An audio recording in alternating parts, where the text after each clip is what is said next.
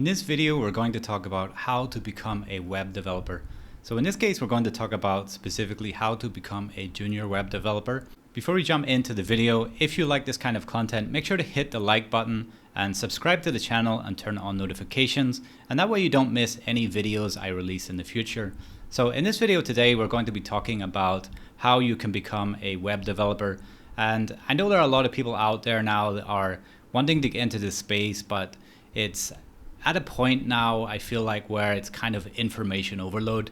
We have so many languages, we have so many frameworks, we still have so many tools out there that it can be very daunting to even start into this space. So it's really difficult to know where to begin. So this is just a really basic video today to give you a really quick overview of how I think you should start if you're becoming a web developer.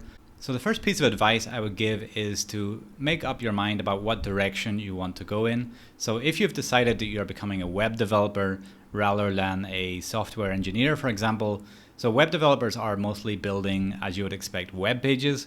So therefore you have to decide, are you wanting to build the backend, so the server side programming, or are you wanting to build the front end, so it's more like the graphics, the text, the design of the page. So normally in this space, people refer to the front end being the graphics, the text, everything you see visually in your browser.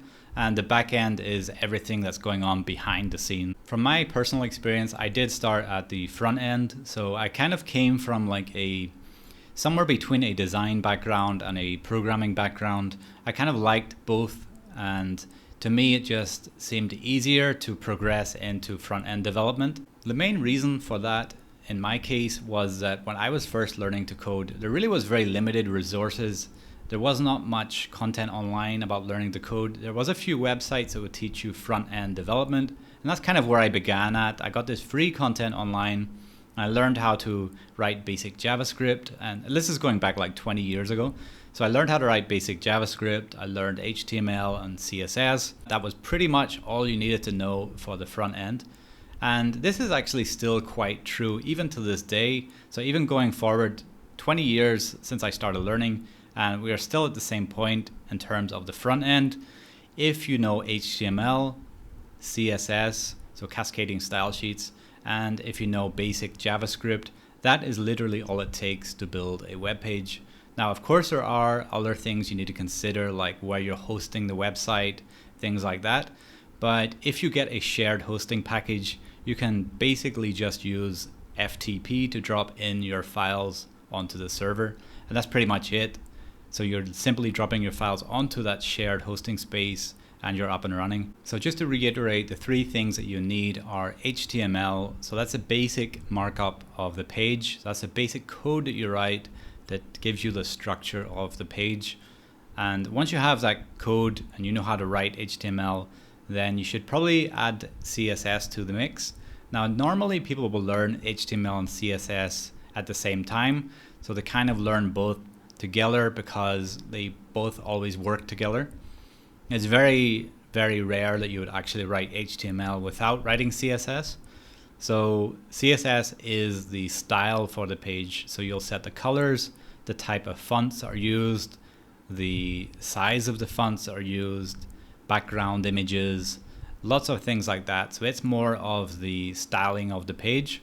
And for JavaScript, then it's normally doing things that require some basic code behind the scenes. So JavaScript can be used, for example, to capture values from a form, maybe send those values to the backend server, or simply just do very basic things like make an alert box pop up when you click on a button, for example, or even change the background color on a page. You can do that using JavaScript.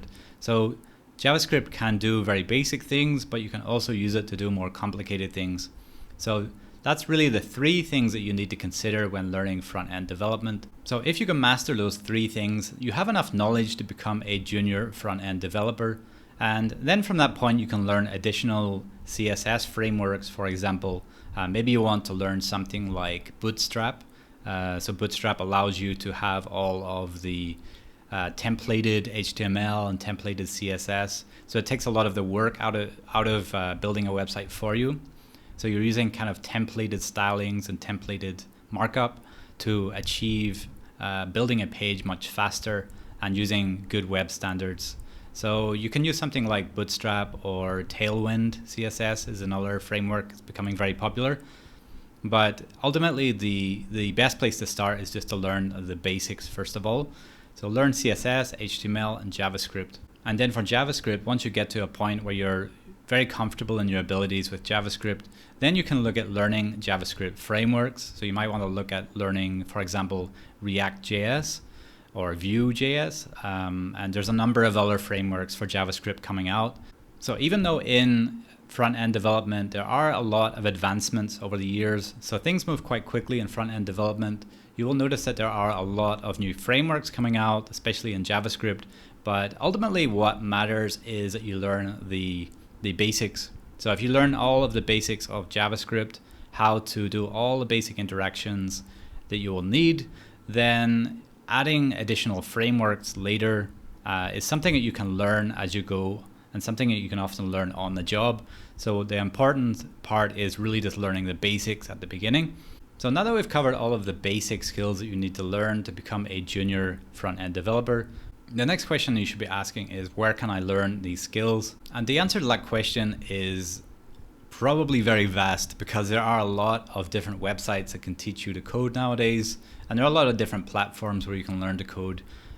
For example, you can go and buy courses on Udemy. So quite often they have sales on Udemy, and you can buy full courses for about $12 or $10 US, something like that. Aside from that, you can get a lot of great content on YouTube. So a lot of good basic beginner content on YouTube about how to build things in HTML and CSS and even JavaScript. So there are a number of other websites, and I don't want to go into it too deeply in this video, but there are places like Khan Academy where you can get free courses online too. So you can learn to do a lot of things there also. So that's about it for this video. I just wanted to cover the basics of how I would advise someone to start and become a junior developer, or a junior front-end developer in this case. So hopefully you guys have found this video helpful. And if you have liked this video, make sure to give it a thumbs up and subscribe to the channel. And I will see you all in the next video.